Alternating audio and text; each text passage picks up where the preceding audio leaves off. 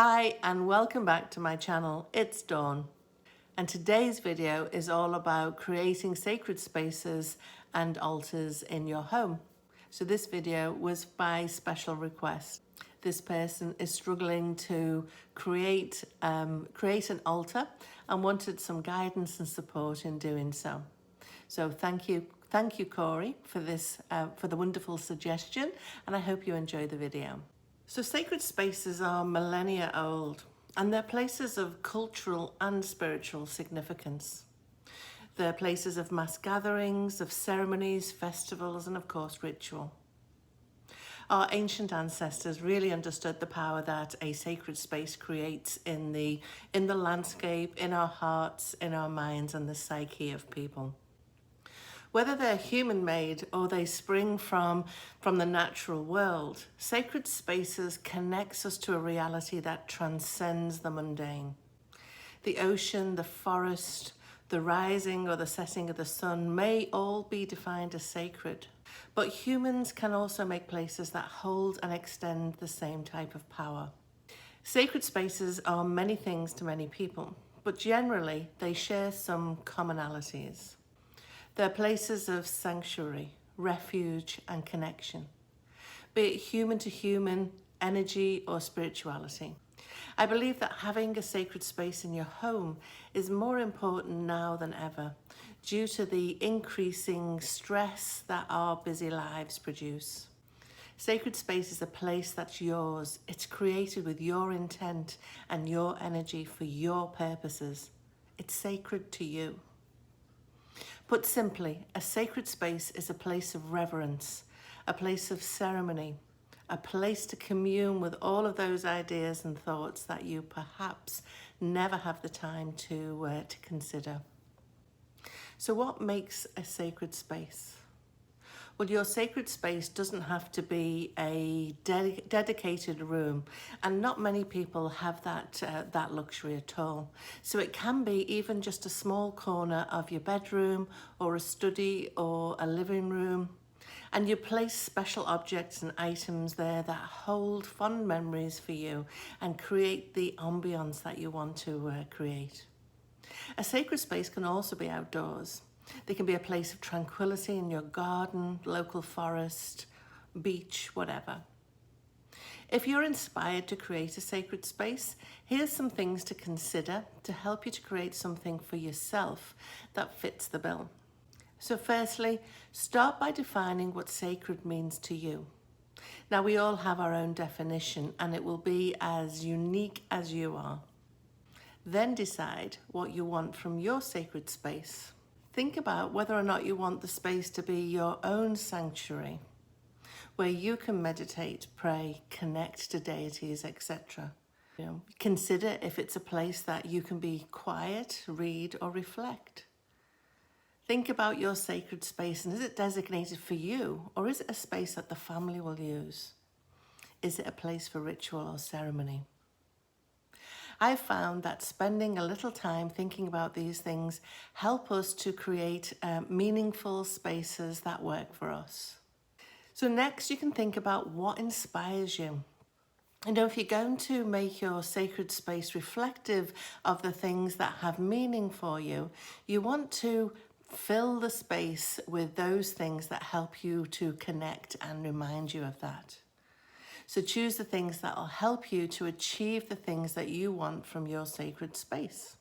So for example, if your space is for meditation, you may want to ensure that it's in a quiet part of your home, maybe painted in some restful and calming colours, with a space to sit on a meditation cushion or a bench. If it's for ritual or ceremony, maybe you'll need enough space to cast a circle. Maybe to hold a gathering, maybe to have an altar there. So think about the objects that help you to focus. So this could be a statue of a deity, god or goddess, or it could be affirmations on the walls to remind you of the things that you want to bring about. Maybe it's pictures of loved ones, mementos, personal items that are meaningful for you. You could have symbols of peace and safety. Maybe some artwork, stones, shells, Maybe you want to add some candles and some incense, some plants and flowers.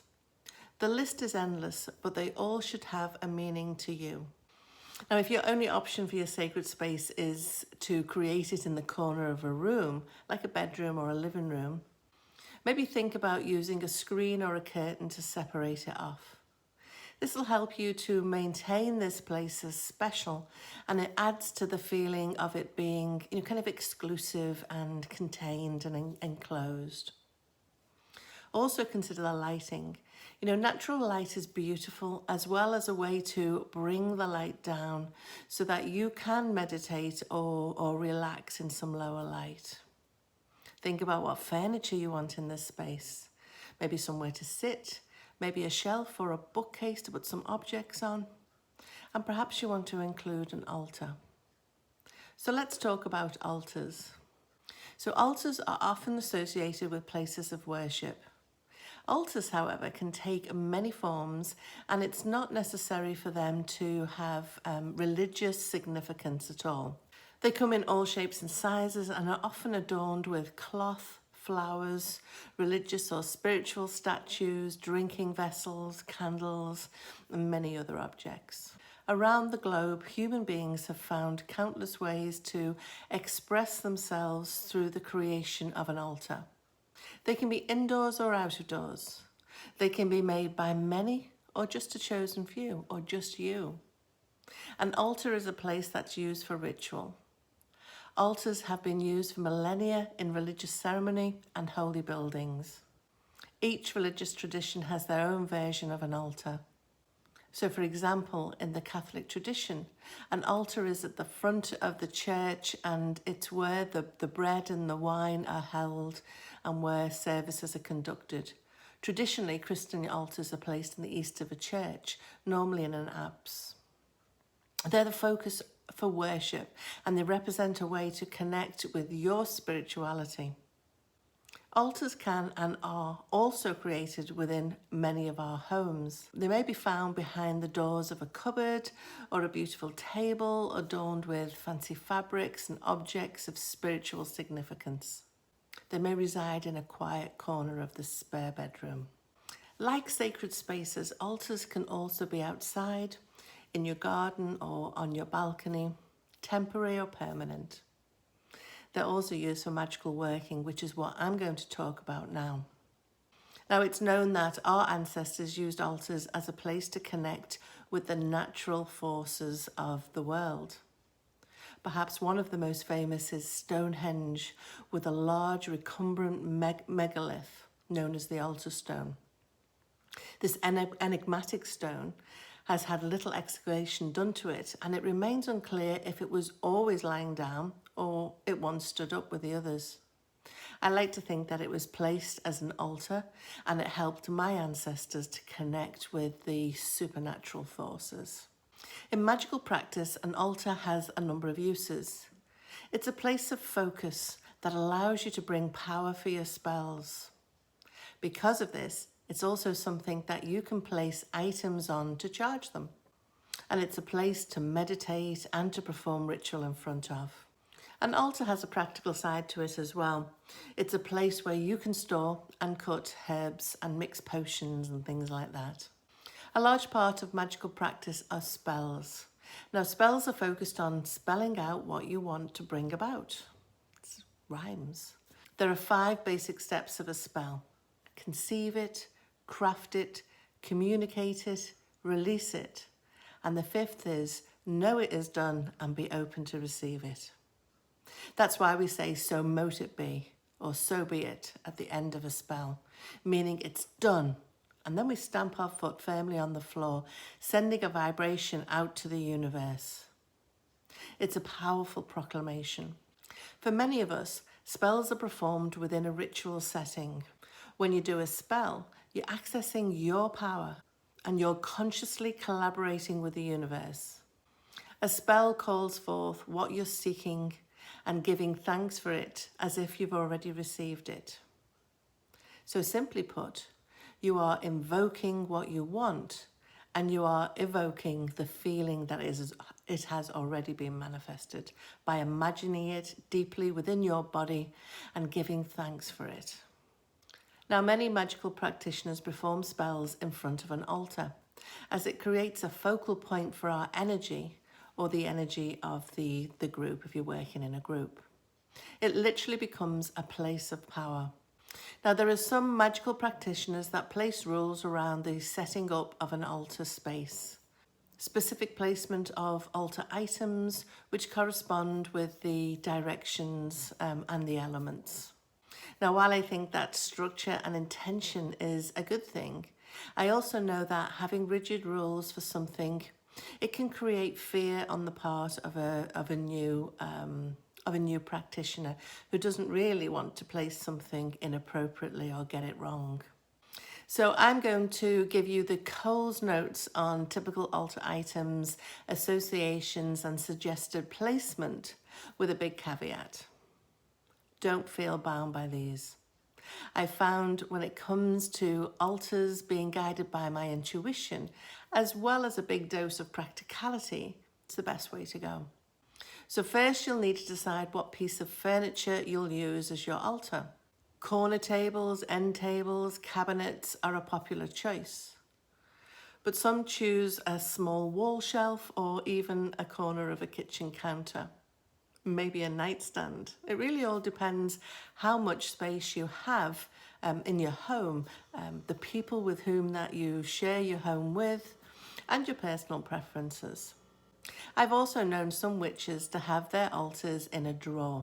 So not because they want to hide it away, but because they're short of space and they can simply pull it out to work and then slide it back into place when they've finished. It's very practical and I love it. Now, I get asked a lot about which direction the altar should face. So my answer to that is, well, it depends. So it depends on your spiritual path. Some suggest that an altar should face north for the element of earth, and some say east, the direction that the sun rises. It also depends on the space that you have to work with. You may not have the choice to place it to face towards a particular direction or not. And finally, it depends on whether or not you're concerned about the directions and the elements. There are some who believe that the direction doesn't really matter. So the choice is yours. Be guided by your intuition and trust that what you do is correct for you. My permanent altar is in my bedroom. It's on the top of a chest of drawers. It's a place that I can shut myself away in to perform magical workings. I also have temporary altars which I might set up for a particular spell or intention. I might use a direction and an element, and I also do that outside as well. So typically altars have some sort of altar cloth. You could have different coloured cloths, maybe with some symbols on them. I say typically because mine is total bereft of an altar cloth. But I do know many people who love the pop of colour that this provides. And remember, colour has energetic associations and properties that you can use in your magical working and spells. You can also add to your altar items that you often use in your magical practice, the magical tools that you use, the deities that you're connected to. It's also a nice touch to bring into your altar elements of the season.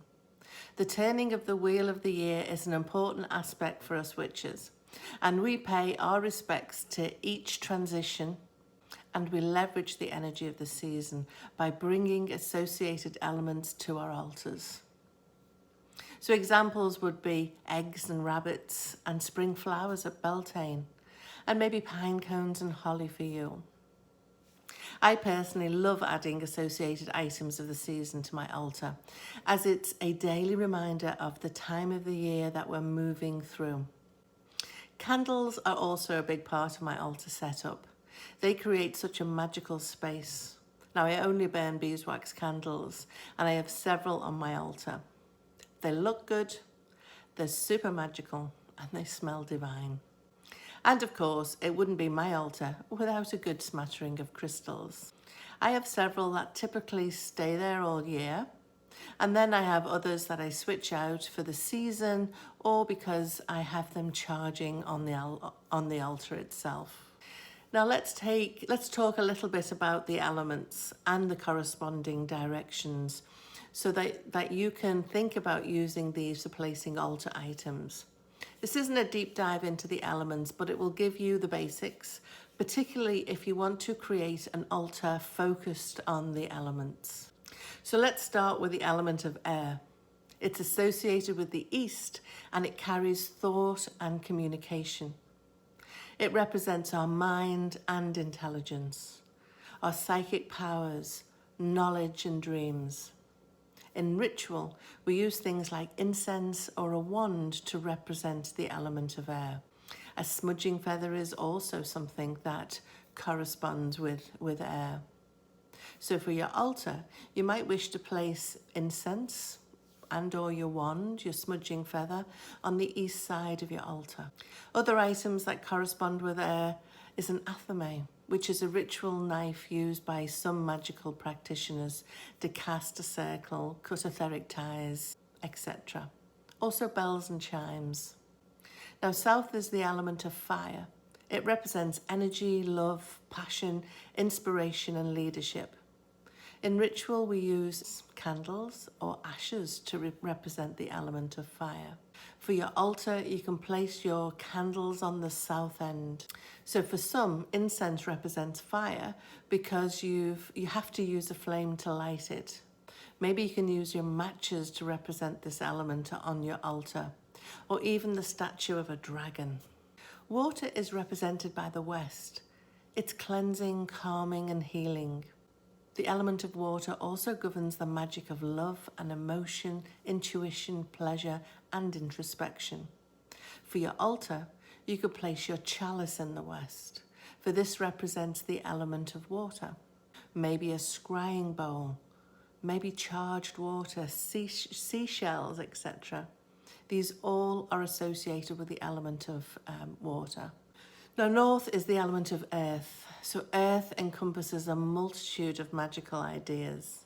So nourishment, protection, obstruction, wholeness, stillness, plant and animal life, interdependence, prosperity, groundedness, and many more. There are many things that you could use to represent earth, like salt, a rock or a stone, a cauldron, horn or bone, maybe even place a pentacle there.